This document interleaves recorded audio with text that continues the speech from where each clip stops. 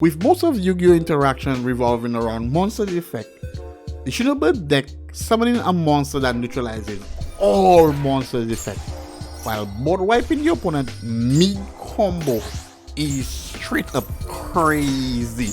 Bro, better decks are gonna be afraid of this deck. So if you guys don't really understand what I'm talking about, you guys should definitely check my last two Shinobird combos. But basically what the deck does is, while your opponent playing Yu-Gi-Oh, it's gonna special summon the big Sean. It's gonna special summon the big guys to wipe the back row or the monsters on the field and summon the bad boy Iwato, aka Azafort. Bro, it's straight up crazy. And yeah, nobody's playing Yu-Gi-Oh when this card is on the field. So in this video, we're just gonna be going through the deck profile and talk about how scary this deck is. And I'm sure how scary this deck is. Like, why not? So we're playing two copies of the Shinobird Baroness. This is a new support we got. This one is a new searcher. Yeah, we got a searcher. But my last video, my video before the last, I go in depth with these effects, so you should definitely check it out if you really want to understand the new cards we receive for this archetype. But I must say, they're quite crazy. So I'm playing two of the Baroness and I'm playing two of the young guy Shade. This is before he had the swag. Yeah, no swag here, you know, but all the swag now, bro. This guy has the bro. Where did this guy order this?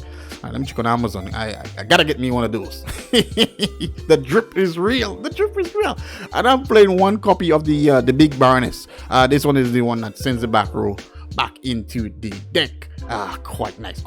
I'm playing 3 copies of the Aratama. This card basically gives you a search to all your spirit monsters. But this basically we're playing a small spirit package here. I don't want to dip too deep in the spirit bags, you know. And then we're playing 2 copies of the Azafort Awata. Oh my goodness, this card, your opponent cannot, well, anybody cannot activate monsters effect other than spirit monsters. You can just basically say all effects, because who plays spirit monsters? Who plays spirit monsters other than yourself? Yeah, I don't know. This card is ridiculous. And when you get this card off from these 2 monsters, it's being that it was not normal summon, it does not return to the hand. So basically you have a 1900 monster that neutralizes all effect just on the field for free. Yeah, you heard me. Basically for free. Okay, I don't say for free, but maybe for because you bounce your opponent monsters back or back row back to the deck. So it's like a win-win situation. Yeah, basically most time this card is on the field, like Yu-Gi-Oh is not being played, and it's a GG scenario. It's a GG scenario. And be given that the new support we receive allows you to do all this during your opponent's turn, it's just straight up crazy. And speaking about new support, the second new support we got was the star lying above the shrine. Yeah, I know in my video I said this was an alien invasion. At the time they were not aware it was an alien invasion, so they just thought the stars were actually aligning above the shrine. Hence the name. But yeah, this guy got invaded. So this card, oh my god, I love this card. And this card just changed the flow of the deck. Like, the deck plays so much faster and so much better. The fact that you can play during your opponent's turn is just straight up unfair. The fact that you can summon this monster during your opponent's turn is straight up unfair. If your opponent doesn't have an answer to this card, bro, it's GG. Just extend the handshake. And beware, because fists might be flying towards you. Because yeah, they're gonna get salty, bro. They're gonna get salty. Next, we're playing 3 copies of the ritual spell card, which is the Shinobird Calling. I love the fact that you can banish ritual monsters as a tribute for this. I love that. And these cards have banishing effects. When they banish, they return during the spells, the standby phase. Oh my goodness, I love this. I love this. I'm also playing one of the Salvation. Yeah, this card is not the best, but bro, that saved me so many times. Like, I just felt it was necessary that I had to play it. This card actually ends the battle phase. If the opponent tries to attack, you can banish spirit monster. It negates the attack and ends the battle phase. Also has a pop effect. Whenever your spirit monsters return to your hand, you can just pop a card on the field. Yeah, that is really, this is really good. These 2 cards in contingent, oh my goodness, bro. Like, the deck is just, yeah, I know it's dirt cheap. It just doesn't look like much, but when you play against it or you play with it, you're like, bro, wait, why is this deck feel so good? You always have resources. Your hand is always too big. Like, it just, I don't know. I can't explain. You guys really have to give it a try. Oh my goodness, stars are lying across the Milky Way. This card is what makes the deck crazy. And now that the deck has access to set this card, because of this, no one sees it coming. It's just your opponent is comboing like crazy. Mid combo, you just summoning Baron, sending all the monsters back to your hand, and then simultaneously summoning Iwato, telling your opponent you can't play Yu-Gi-Oh, my guy. Like, wait, what, bro? 1900 is a beefed up attack. Most decks cannot get a monster stronger than this without utilizing monster's effect. So yeah, chances are you summon this, 80% chance you're gonna win this deck. And you're gonna win the match or the game. And what's crazy is the opponent like just skips turn after here, the amount of resources you're gonna have in your hand, you're just most likely gonna OTK. There's no hand trap you have to fear.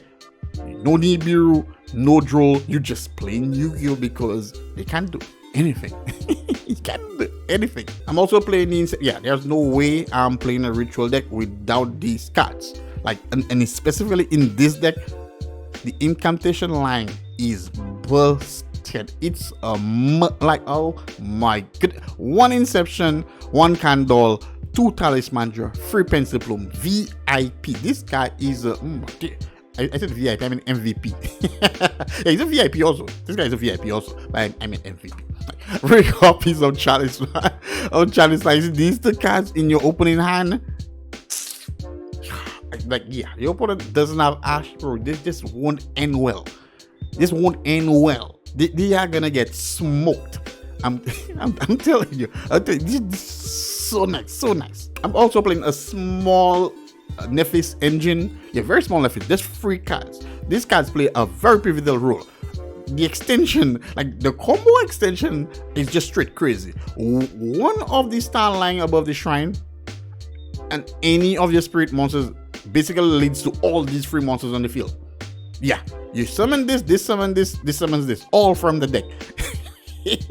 So because of this, like, you can swam so fast. But the main reason I'm playing this is mainly because of the link monster, which gives us a nice search to this, and also can get us a ritual card to our hand, which I'm gonna touch on a little later. But this is why I'm playing this line, and it helps so much. It really helps, especially with some of the cards in the extra deck.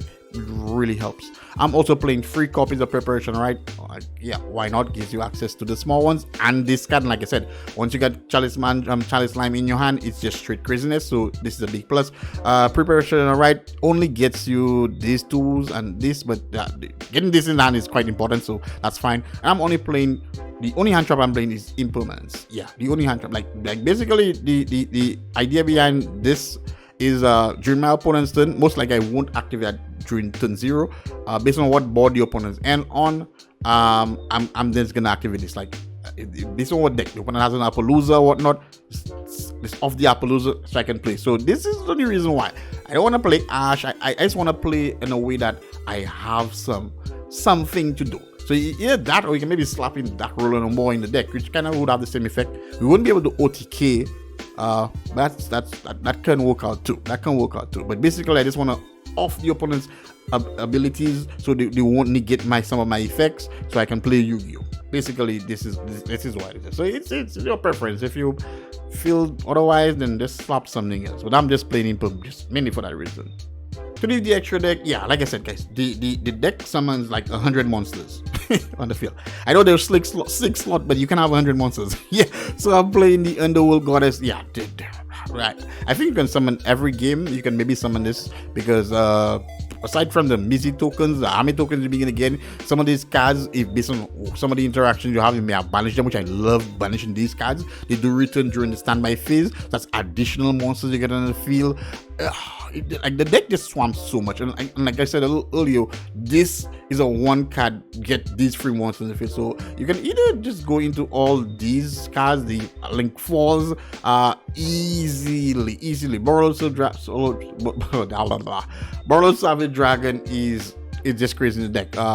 It's a deck that plays monsters, no link monsters, so which means you can actually get these guys to defense and attack again. So why not? The Crusader Evermax, quite easy to summon, so like I'm like, I'm gonna slap in the deck because bro, in my side deck is just budget cards. Like there's nothing too fancy in here.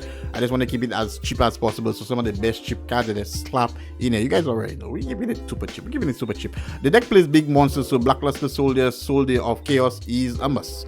If you use a level 7 or higher monster as a material, this card gains all this effect and it just becomes a little busted to some extent. Yeah, Second Phoenix.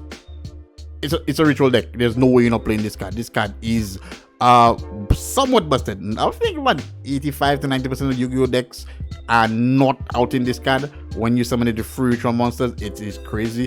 Dino Mundo, yeah, definitely 2 copies of Dino Mundo. It's a ritual deck. It's a ritual support. I'm playing the Nightmare package. Small Nightmare, yeah. I guess I could even slap in the Griffin in there for the fun of it. And this is the guy, the Preserver. It actually allows us to search for a level 8 Wing Beast monster, so you can actually search this for free, and also allows you to get one of your ritual spells from the graveyard to your hand. So this is the reason why I'm playing this. Just an extender. So nice. IP Masquerader is crazy in the deck. Like I said, you summon like 100 monsters on the field. So having access to IP Masquerader so you can IP during your opponent's turn, especially into this card, is a big must. So it's just like multiple ways of just clearing your opponent's board all during their turn. I'm playing Babushka. In the event you get interrupted, you just 2 level 4s. The deck puts up level 4 quite easy in the field. So 2 level 4s, Babushka in the field, we good. And I'm just playing the Beast Dweller in the event the matchup of Tear comes or something irritating, or Horus or something like, you know, I think what's like.